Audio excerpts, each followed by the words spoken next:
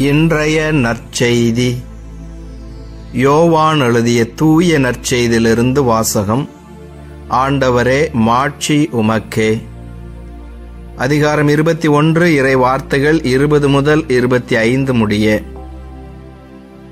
அக்காலத்தில் பேதுரு திரும்பி பார்த்தபோது இயேசுவின் அன்பு சீடரும் பின்தொடர்கிறார் என்று கண்டார். இவரே இரவு உணவின் போது இயேசுவின் அருகில் அவர் மார்பு பக்கமாய் சாய்ந்து கொண்டு, ஆண்டவரே, உம்மை காட்டிக் கொடுப்பவன் எவன் என்று கேட்டவர். அவரை கண்ட பேதுரு இயேசுவிடம், ஆண்டவரே, இவருக்கு என்ன ஆகும் என்று கேட்டார். இயேசு அவரிடம், நான் வரும் வரை இவன் இருக்க வேண்டும் என நான் விரும்பினால் உனக்கு என்ன? நீ என்னை பின்தொடர்ந்து வா என்றார். ஆகையால் அந்த சீடர் இறக்க மாட்டார் என்னும் பேச்சு சகோதரர் சகோதரிகளிடையே பரவியது.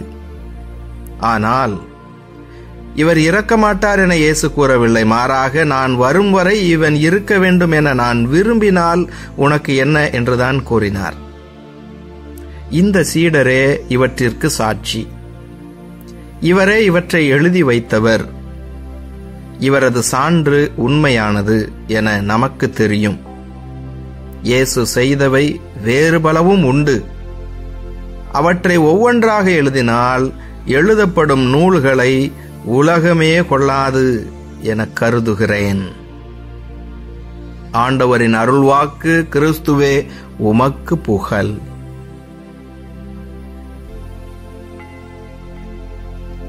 என் ஆண்டவர் இயேசுவில் அன்பார்ந்த சகோதர சகோதரிகளே, உங்கள் அனைவரையும் உயிர்த்த நம் ஆண்டவர் இயேசு கிறிஸ்துவின் பெயரில் அன்போடு வாழ்த்துகின்றேன். உங்கள் அனைவருக்காகவும் நான் திருப்பலி ஒப்பு கொடுத்து சிறப்பாக ஜெபம் செய்கிறேன். 40ஆம் நாளில் ஆண்டவர் இயேசு விண்ணகம் சென்றார். 50ஆம் நாளில் தூய ஆவியானவர் இறங்கி வந்தார். இதோ தூய ஆவியானவர் இறங்கி வர இருக்கிறார். அதை நாம் கொண்டாட இருக்கிறோம். அதற்கு முன்பாக இன்றைய நற்செய்தி வாசகத்திலே நாம் பார்க்கிறோம், ஆண்டவர் இயேசுவும் பேதுருவும் இன்னும் இயேசுடைய அன்பு சீடரான யோவானும் செல்கிறார்கள். அப்பொழுது பேதுரு இயேசுவிடத்திலே இந்த அன்பு சீடரை குறித்து கேட்கிறார். ஆண்டவரே, இவருக்கு என்ன ஆகும்? அதாவது யோவானுக்கு, இயேசுடைய அன்பு சீடருக்கு என்ன ஆகும் என்று கேட்கிறார். ஏனென்றால் இந்த யோவான் இயேசுடைய அன்பிற்குரியவராயிருக்கிறார். இறுதி உணவின் பொழுது அவரின் மார்பு அருகிலே அமர்ந்தவராய் அன்பு சீடராய் இருக்கிறார். எனவே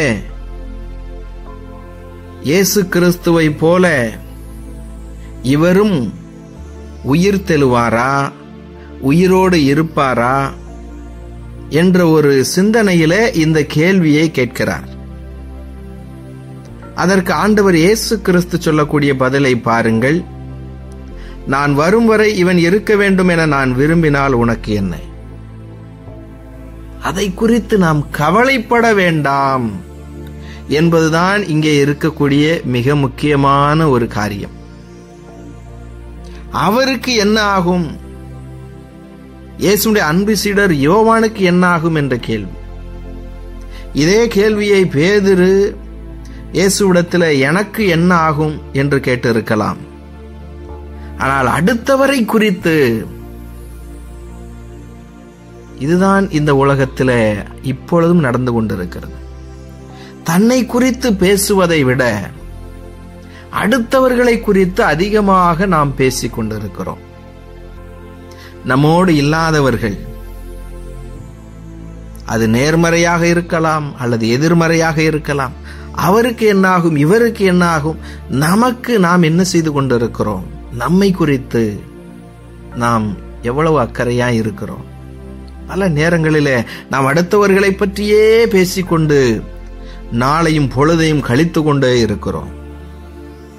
ஆண்டவர் இயேசு கிறிஸ்து மிக தெளிவாக சொல்லிவிட்டார், நான் வரும் வரை இவன் இருக்க வேண்டும் என நான் விரும்பினால் உனக்கு என்ன? ஆண்டவர் ஒருவருக்கு ஆசீர்வாதத்தை கொடுக்க வேண்டும் என்று விரும்பினால் நாம் ஏன் பொறாமைப்பட வேண்டும்? நம்மை விட நம் பக்கத்து வீடுகளிலே நம்மோடு இருப்பவர்கள் நன்றாக படித்து விட்டால், நல்ல ஊதியத்திற்கான வேலைக்கு சென்று விட்டால், உயர்ந்து விட்டால், நல்ல வீட்டை கட்டிவிட்டால் நமக்கு ஒரு வகையான பொறாமை வருகிறது. நாம் தான் எல்லோருக்கும் ஜெபம் செய்கிறோம், ஆனாலும் நம்முடைய குடும்பத்தில் உள்ளவர்களோ அல்லது நம் பக்கத்து வீடுகளில் இருப்பவர்களோ நம்முடைய உறவினர்களோ முன்னேறிவிட்டால் அது நமக்கு ஒரு பொறாமையாயிருக்கிறது. என் அன்பு சகோதர சகோதரிகளே, பிறரை தீர்ப்பிடாதீர்கள், பிறரை பார்த்து பொறாமைப்படாதீர்கள். ஆண்டவரே, இதே பேதுரு கேட்ப, ஆண்டவரே, நாங்கள் எல்லாவற்றையும் விட்டு உம்மை பின்பற்றுகிறோம், எனக்கு என்ன கிடைக்கும்? எங்களுக்கு என்ன கிடைக்கும்? இதற்கு ஆண்டவர் இயேசு சொல்லுவார், இம்மையிலும் மறுமையிலும் 100 மடங்கான ஆசீர்வாதத்தை பெறுவாய். என் அன்பு சகோதர சகோதரிகளே, நாம் மற்றவர்களை குறை பேசாமல், மற்றவர்களுடைய வளர்ச்சியிலே பொறாமைப்படாமல், நாம் நம்மிடம் இருப்பதிலே நிறைவு கொண்டு மற்றவர்களின் மீது அக்கறை கொண்டவர்களாக இருக்கிறோம் என்றால் நாம் ஆண்டவர் இயேசுவை பின்பற்றுகிறோம். நாம் இயேசுவிற்காக நம்முடைய குணங்களை விட்டுவிட்டு, நம்முடைய தீய குணங்களை விட்டுவிட்டு நாம் இயேசுவை பின்பற்றுகிறோம். அப்படி நாம் பின்பற்றுகிற பொழுது நமக்கு 100 மடங்கான அருளை, ஆசீர்வாதத்தை கடவுள் நமக்கு கொடுப்பார். எனவே மற்றவர்களுக்கு என்ன நடக்கும், அவர்களுக்கு கடவுள் என்ன கொடுப்பார் என்று சிந்திப்பதை விட, ஆண்டவரே, நான் உம்முடைய வார்த்தையின்படி வாழ்கிறேன், எனக்கு என்ன கிடைக்கும் என்று கேட்டு பாருங்கள். அனுதின உணவை நமக்கு கொடுக்கும் ஆண்டவர் நிச்சயமாக நமக்கு தேவையானதை கொடுப்பார். நம்முடைய பொறாமை, நம்முடைய தற்பெருமை, நம்முடைய பேராசை, நம்முடைய சுயநலம் எல்லாவற்றையும் விட்டு தூக்கி எறிந்துவிட்டு நம்முடைய இதயத்தை அன்பினால் நிரப்புவோம். இதோ பாருங்கள், இயேசுவுக்கு ஏராளமான சீடர்கள் இருந்தார்கள், 12 திருத்தூதர்கள் இருந்தார்கள். ஆனால் இந்த யோவான் இயேசுடைய அன்பு சீடராய் இருக்கிறார். இந்த யோவான் இயேசுடைய சிலுவை மரணத்தின் மட்டும் கூடவே வந்தார். இந்த யோவானிடத்தில் தான் தன்னுடைய தாயை ஒப்படைத்திருக்கிறார் என்று சொன்னால், இந்த யோவானுடைய அன்பை பாருங்கள், இந்த யோவானிடமிருந்த துணிவை பாருங்கள். அவரை போல நாம் ஒரு சீடராயிருப்போம். இந்த யோவான் தான் நற்செய்தி வாசகத்தை, 3 திருமுகத்தை, திருவழிபாட்டை எல்லாம் எழுதி கொடுத்தார் என்று சொல்லுகிறார்கள். என் அன்பிற்குரியவர்களே, நாம் நம்முடைய வாழ்க்கையினுடைய நல்ல நிகழ்வுகளை எழுதி வைப்போம். நம்முடைய வரலாற்றை நாம் குறித்து வைப்போம். நம்முடைய பிள்ளைகளுக்கு நம்முடைய வாழ்க்கையிலே நடந்த நிகழ்வுகளை நாம் சொல்லிக் கொடுத்து வளர்க்கிற பொழுது அது ஒரு மிகப்பெரிய பாடமாயிருக்கும். எனவே நம்முடைய பிள்ளைகளுக்கு நம்முடைய அனுபவத்தின் வழியாக வாழ்வை கற்றுக் கொடுப்போம். இந்த யோவான் நமக்கு ஆண்டவர் இயேசுவை கற்றுக் கொடுத்தது போல கற்றுக் கொடுப்போம். இயேசுவுக்கே புகழ், மரியே வாழ்க. மன்றாடுவோமாக. கருணை நிறைந்த ஆண்டவரே, உம்மை போற்றி புகழ்ந்தோம், ஆராதிக்கிறோம், உமக்கு நன்றி செலுத்துகிறோம். இந்த புதிய நாளை காணும் ஒரு வாய்ப்பை நீர் கொடுத்ததற்காக நன்றி ஆண்டவரே. இந்த நாளிலும் நீரே எங்களுக்கு உதவி செய்ய விரைந்து வாரும். எங்களை ஆசீர்வதியும், எங்கள் குடும்பத்தை ஆசீர்வதியும்.